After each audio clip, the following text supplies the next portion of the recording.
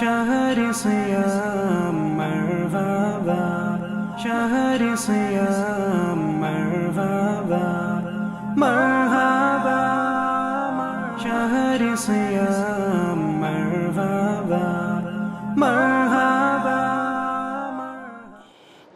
اعوذ باللہ من الشیطان الرجیم، بسم اللہ الرحمن الرحیم.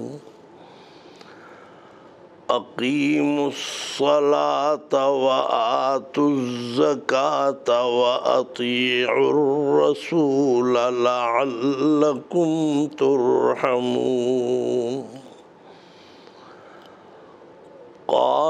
قال رسول اللہ صلی اللہ علیہ وسلم: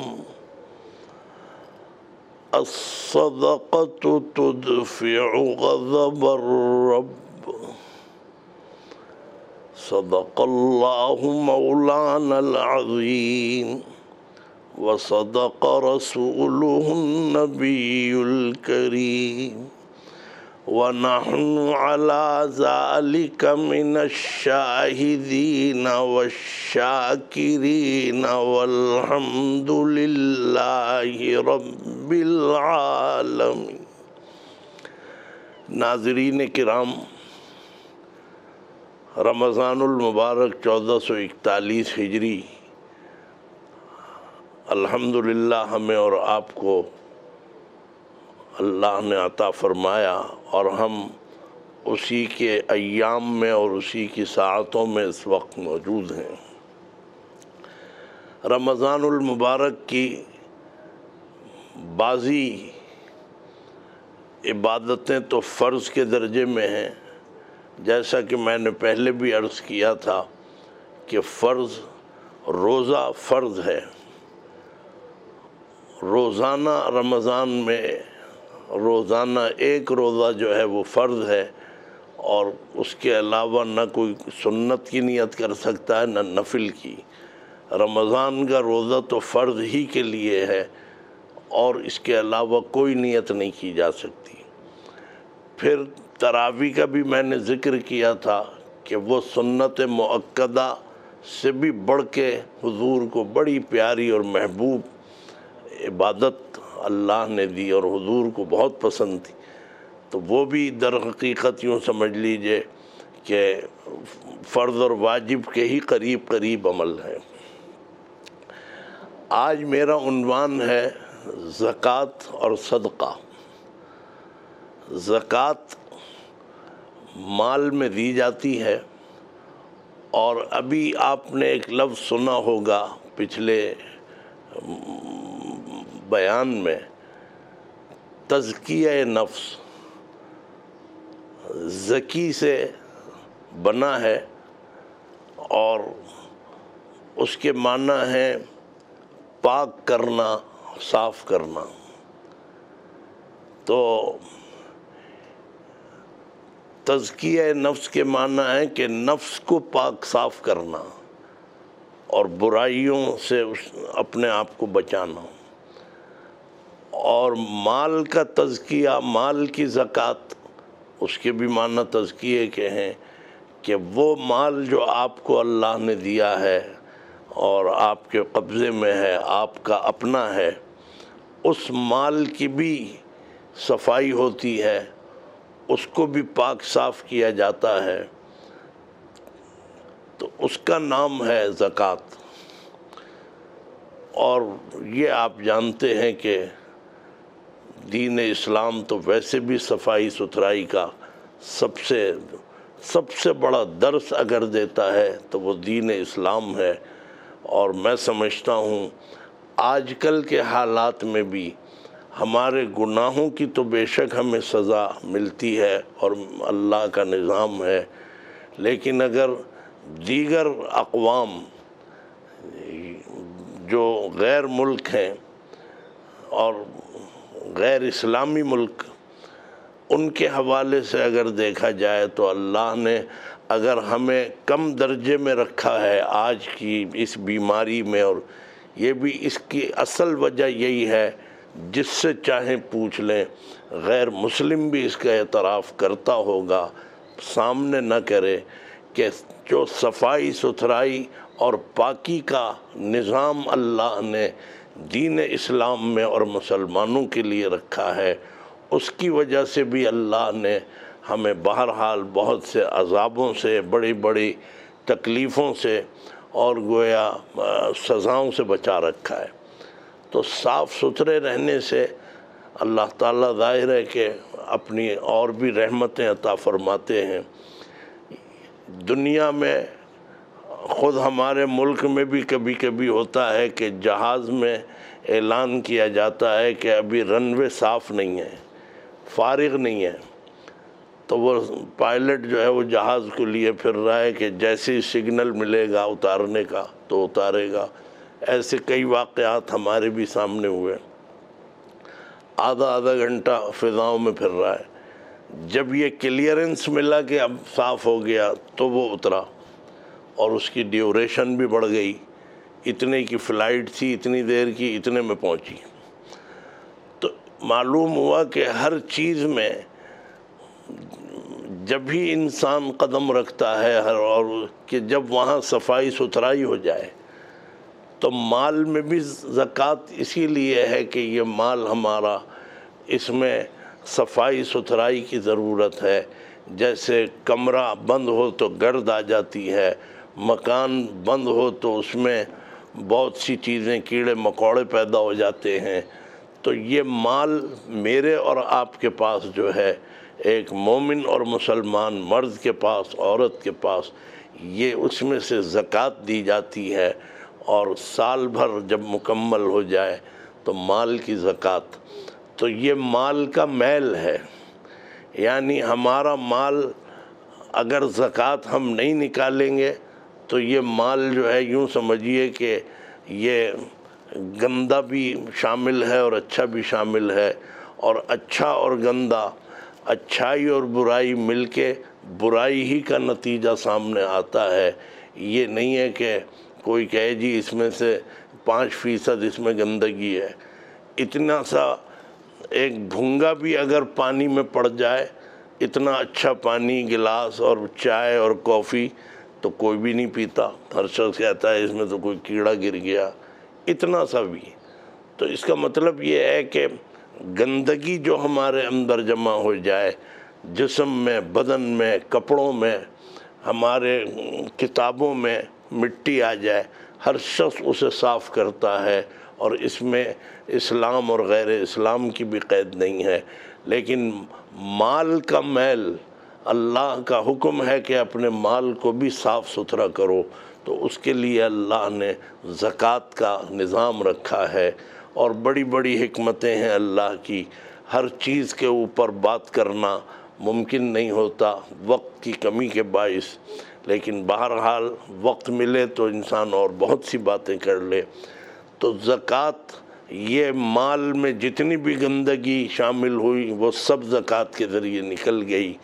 تو آپ کو پتہ ہے، تو اس میں میں جس پہلو پر بات کر رہا ہوں وہ اس کی فضیلت اور اس کی اہمیت پر کر رہا ہوں۔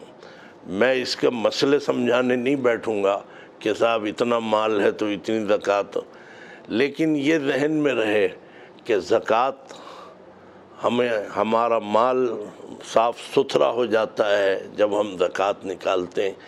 اس میں ایک چیز معلومات کے درجے میں رہنی چاہیے کہ زکوٰۃ کا تعلق رمضان کے مہینے سے نہیں ہے۔ لوگوں نے یہی سمجھ لیا کہ صاحب رمضان میں دیں گے زکوٰۃ۔ جس کی زکوٰۃ سال پورا ہو رہا ہے، محرم پہ پورا ہو رہا ہے محرم میں دے، ربیع الاول میں پورا ہو رہا ہے تو ربیع الاول میں نکالے، کسی بھی مہینے، جس مہینے میں زکوٰۃ مکمل ہو رہی ہے آپ کا سال، اس میں آپ زکوٰۃ نکالیں۔ تو لوگوں کے ذہنوں میں یہ ہے کہ رمضان کا مہینہ زکوٰۃ کا مہینہ ہے، یہ غلط فہمی ہے، ایسا نہیں ہونا چاہیے۔ ہاں، اس میں کانسیپٹ یہ ہے کہ ہر شخص، حدیث میں چونکہ آتا ہے کہ اس مہینے میں جس نے گویا کہ نفلی عمل کیا جس نے بھی، تو اس کو ثواب ملتا ہے فرض کے برابر۔ ایک نفلی عمل اس کا ثواب ہے ایک فرض کے برابر، اور جس نے ایک فرض ادا کیا رمضان میں اس کو 70 فرضوں کے برابر ثواب دیا جاتا ہے۔ تو اس کی وجہ سے لوگوں نے یہ ایک لالچ سمجھ لیں، اور یہ لالچ برا بھی نہیں ہے کہ بھئی ہم نماز کے بھی 70 ثواب ملیں گے، فرض نماز کے، روزے کا بھی 70 روزوں کا، تو زکوٰۃ بھی 70 زکوٰۃوں کا ہمیں ثواب مل جائے، اس لیے لوگ رمضان میں زکوٰۃ نکالتے ہیں۔ لیکن میں نے یہ بتا دیا کہ اس کا تعلق رمضان سے نہیں ہے۔ اگر اس سے پہلے آپ پر فرض ہو رہی ہے اس وقت نکالیں، رمضان کے بعد اگر سال پورا ہو رہا ہے تب نکالیں، لیکن لوگوں کے ذہنوں میں یہی ہے کہ بھئی ہمیں اس میں بھی پورا ثواب 70 زکوٰۃوں کے برابر ملے۔ بہرحال زکوٰۃ اگر ادا نہ کی تو حقیقت یہ ہے کہ یہ ایک ڈھیل ہوتی ہے اللہ کی طرف سے، پھر اللہ تعالیٰ پکڑ کرتے ہیں اور بہت سے انسان کے حالات بدل کے رہ جاتے ہیں۔ زکوٰۃ ادا کرنی چاہیے، مردوں کو بھی اگر ان کا مال ہے تو اپنا وہ زکوٰۃ ادا کریں۔ عورتوں کے قبضے میں مال ہے، جیسے ان کا زیور ہے، سونا ہے، گولڈ ہے، یہ سب چیزیں، تو مال تجارت کے اوپر زکوٰۃ آتی ہے۔ یہ زکوٰۃ کا مہینہ تو بے شک نہیں ہے، لیکن یہ ہے کہ زکوٰۃ نکالنی چاہیے، اور یہی وجہ ہے کہ نماز اور زکوٰۃ کا ذکر بھی تقریباً ساتھ ساتھ کیا گیا ہے کہ جیسے نماز فرض ہے ایسے ہی زکوٰۃ بھی فرض ہے۔ تو یہ ایک اللہ نے ایک گویا معیشت کا نظام ایک اسلام کے اندر رکھا ہے کہ زکوٰۃ جو ہے وہ بیت المال میں جمع ہو، لیکن یہ جب کی بات ہے کہ جب بیت المال بھی ہوتے تھے اور بیت المال میں یہ دیانتدار ہاتھوں میں ہوتے تھے۔ اب مجھے نہیں پتہ کہ بیت المال کا ذمہ دار کون ہے، اور لیکن یہ ہے کہ آج زکوٰۃ کا جو مصرف ہے، غریبوں کی مدد کرنا، بیواؤں کی، یتیموں کی، بیماروں کی، مریضوں کی مدد کرنا، ان کے لیے دوائیں خریدنا، یہ سب چیزیں اس میں شامل ہیں۔ جو بھی کار خیر، زکوٰۃ جو ہے وہ ظاہر ہے کہ سب کو نہیں دی جا سکتی۔ جو سید نسب ہیں اور جو ہاشمی ہیں ان کو زکوٰۃ نہیں دی جا سکتی، اور انہیں اس میں ایک سوال یہ پیدا ہوتا ہے، بعض سید لوگ بھی سوچتے ہیں کہ صاحب سیدوں کو زکوٰۃ سے کیوں روک دیا، یہ تو اتنی بڑی نسبت رکھتے ہیں، یعنی عام آدمی کو تو آپ نے اس کی مدد کر دی، اور جو اتنی بڑی نسبت رکھتا ہے آپ نے اس کو زکوٰۃ سے، مال سے محروم کر دیا۔ لوگ بیچارے یہ سمجھتے ہیں کہ شاید یہ کوئی بعد میں تبدیلی کی ہے کسی نے، نہیں، بات یہ ہے کہ حضور اکرم صلی اللہ علیہ وسلم نے فرما دیا کہ جو میرے نسب کا ہو اور ہاشمی ہو اور اس طرح سے وہ گویا سید نسب کا ہو، اس کے لیے زکوٰۃ حرام ہے، ناجائز ہے، اور یہ بڑا باریک پہلو ہے، اس لیے کہ حضور اکرم صلی اللہ علیہ وسلم نے ایک تو اس لیے بھی کہ گویا اپنا پہلو بچایا ہے، یہ زکوٰۃ جو ہے یہ نبی نے اپنا مال بڑھانے کے لیے، یہ زکوٰۃ کا نظام نہیں ہے، اللہ کے نبی نے از خود، اللہ کی طرف سے نہیں ہے، یہ خود حضور نے فرمایا کہ مجھے اور میرے جو گویا نسب والے ہیں انہیں زکوٰۃ نہ دو، تاکہ اپنا دامن بچایا ہے کہ قیامت تک کوئی انگلی نہ رکھ سکے کہ صاحب یہ تو ان پہ، یہ تو زکوٰۃ کی رقم رکھتے ہیں اور زکوٰۃ کا مال، تو اس حد تک آپ نے احتیاط فرمائی۔ دوسری بات یہ کہ زکوٰۃ سید کو اس لیے بھی نہ دی جائے کہ یہ ہے مال کا میل، ابھی تو میں نے بتایا ہے، تو یہ کتنی بڑی توہین ہے حضور اکرم صلی اللہ علیہ وسلم کی کہ آپ حضور کی نسبت رکھنے والوں کو وہ چیز دے رہے ہیں کہ جو آپ پسند بھی نہیں کرتے اپنے لیے، جو آپ اپنے اوپر استعمال نہیں کر سکتے، جو اتنی بری چیز ہے. یعنی مال، کوئی گھر کی مٹی صاف کرے اور گھر کی مٹی صاف کر کے کوئی کسی پڑیا میں بند کر کے کسی کے حوالے کر دے کہ لو جی یہ رکھ لو، تو وہ تو ایک غریب آدمی بھی کہے گا کہ یہ میں کیا کروں گا. تو اس کا مطلب یہ مال کا میل ہے، مال کی گندگی ہے. حضور کی بہت بڑی توہین ہے کہ حضور کی نسب رکھنے والے اور اولاد اور نسل والوں کو زکوٰۃ سے روک دیا گیا، بلکہ یہ کہا ہے اگر دینا ہے تو اچھے مال میں سے انہیں دو، جو اپنے بچوں پہ تم خرچ کرتے ہو اس مال میں سے سیدوں کو دو، اور جن کی یہ نسبت ہے.